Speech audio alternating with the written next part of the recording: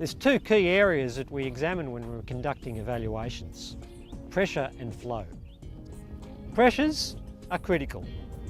The whole system is designed to operate at specific pressures, and these vary along the length of the system. So when we do an evaluation, we measure the pressure on the tower. There's usually a gauge on the tower itself, but we verify that that reading is correct, because with age, they tend to deteriorate and will give you a false reading. We also go down the length of the machine and we put gauges above the emitters. The pressure at the far extreme end of the machine will be much lower than it is at the tower, because the water's moved all the way down there and the friction has reduced it. Every individual emitter is particularly located in its spot to match up the pressure and the flow that arrives at that spot. When the grower hasn't been aware and they've changed emitters around, the whole performance of the machine just deteriorates rapidly. Many systems employ regulators which sit just above their emitters.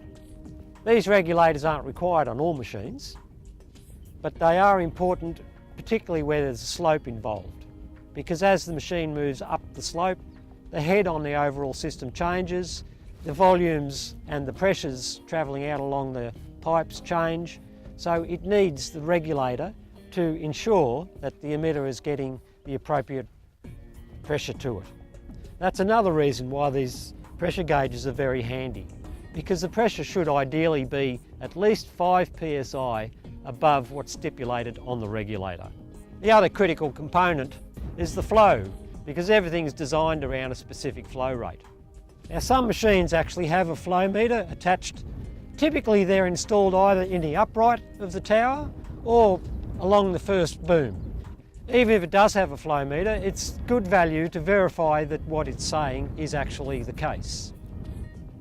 So when we get the flow readings as we run the machine, we can verify that it matches up with the specification sheet and with the panel.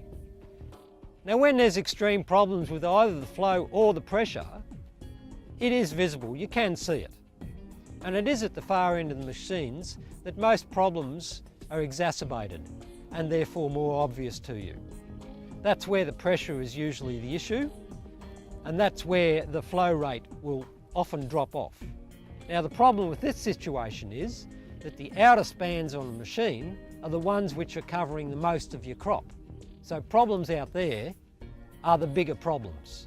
What's happening in close to the towers, not such an issue, because it's only covering a relatively small area of your crop. What's most important to an irrigator is what hits the ground. These simple devices, catch cans, are placed in a line so we can verify that if the machine is saying it's delivering 10 millimetres, there is 10 millimetres hitting the ground.